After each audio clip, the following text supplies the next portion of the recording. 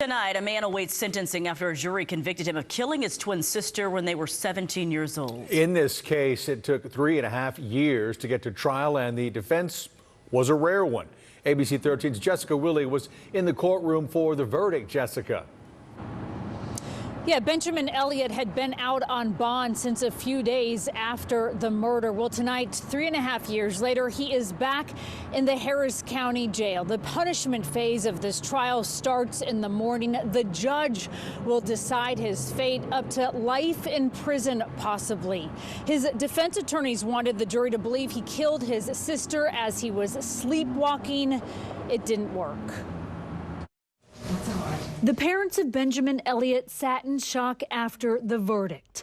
For 3.5 years, they stood by their son from just moments after he was taken into custody on the morning of September 29th, 2021, outside his Katy area home, all the way to today's verdict. We, the jury, find the defendant Benjamin David Elliott guilty of murder as charged in the indictment. Even as the victim was their daughter. How could a kid who cherishes his sister, who loves her, who protects her, how could someone commit a crime that heinous unless there was a reasonable explanation? So the explanation the defense said was that Benjamin, 17 years old at the time, was sleepwalking and suffered from parasomnia or abnormal behaviors during sleep.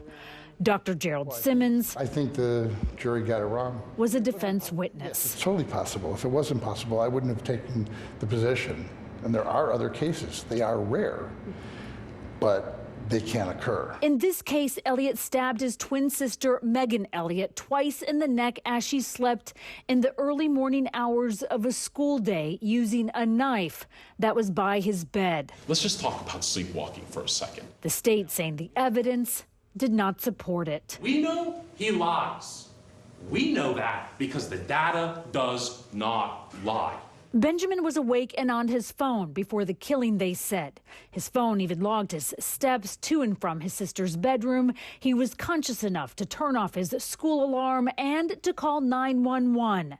When help arrived, Megan was dead on her bed. During the week-long trial, each side presented sleep disorder experts, and the twins' parents testified about Benjamin's sleep issues. This morning was for closings. And Mr. Rucker and I have disproven what they have tried to sell you, their narrative of what happened. We don't have a burden. We don't have to put forth anything. But in this case, who is putting forth the evidence to show you what really happened? It is not the state of Texas. It is not them. While I didn't give you motive, I did show you premeditation.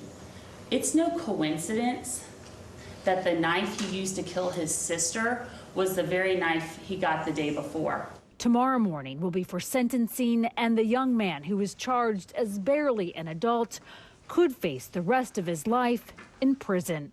Jessica Willey, ABC 13 Eyewitness News.